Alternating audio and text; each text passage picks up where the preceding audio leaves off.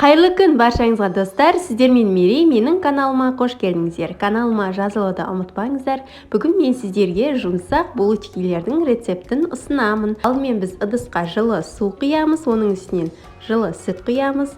1 шай қасық тұз саламыз, 1 шай қасық құрғақ ашытқыдан саламыз, және оның үстіне 1 шай қасық шекер саламыз.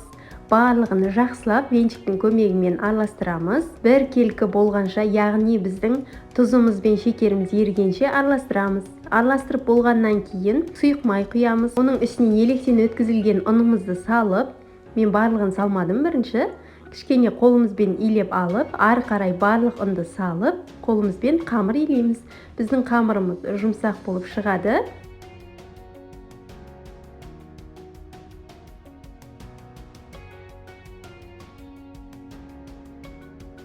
Қамырымызды ыдыстан алып, қамыр жаятын жерге қоямыз.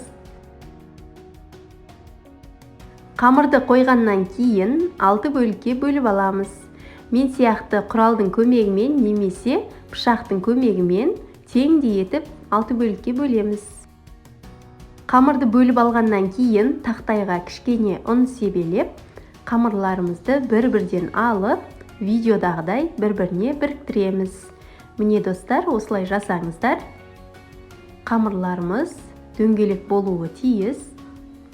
Барлық жерін бір-біріне біріктіріп алып, тақтайдың үстіне қоямыз.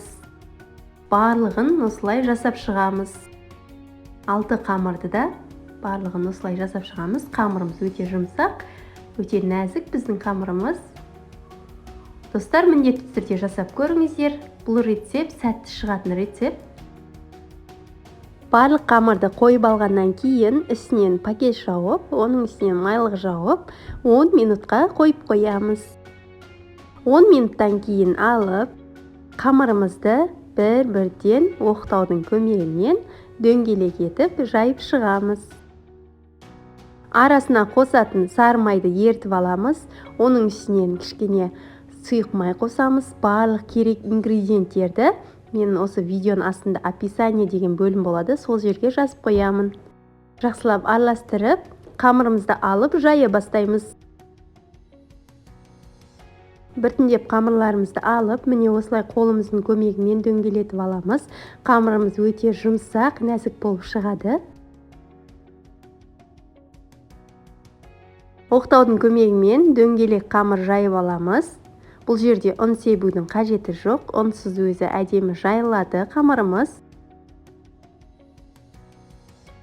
Дөңгелек етіп жайып алғаннан кейін арасына сары майымызды жағып шығамыз. Көп жақпаймыз, аз ғана жағып шығамыз. Видеодағыдай жағып алыңыздар, барлық шетіне май жағылуы тиіс.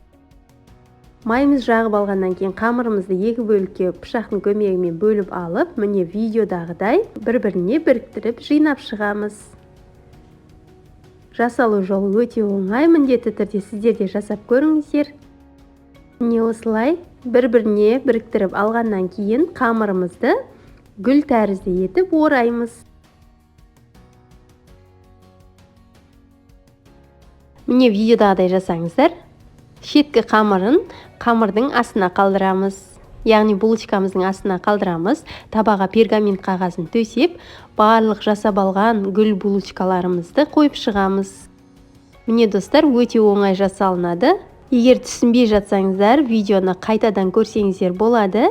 Видеоны міндетті түрде соңына дейін қарап, мен айтқан бойынша жасасаңыздар, рецепттеріңіз өте сәтті шығатын болады. Барлық қамырдың формасын келтіріп алып, бетін 40 минутқа майлықпен жауып қоямыз. Міне достар, 40 минуттан кейін біздің булочкаларымыз осылай көтеріліп шығады. Міндетті түрде жылы жерге қойып қойыңыздар. Жұмыртқа жағамыз. Кішкене шекер сеуіп сәндесеңіздер болады. Мен шекер сеппедім. Егер тәттіні қаласаңыздар, шекер сеуіп сәнді қылсаңыздар болады. 180 градус қызып тұрған пеште 20-25 минутта беті қызарғанша пісіріп аламыз. Достар, міндетті түрде сіздер жасап көріңіздер.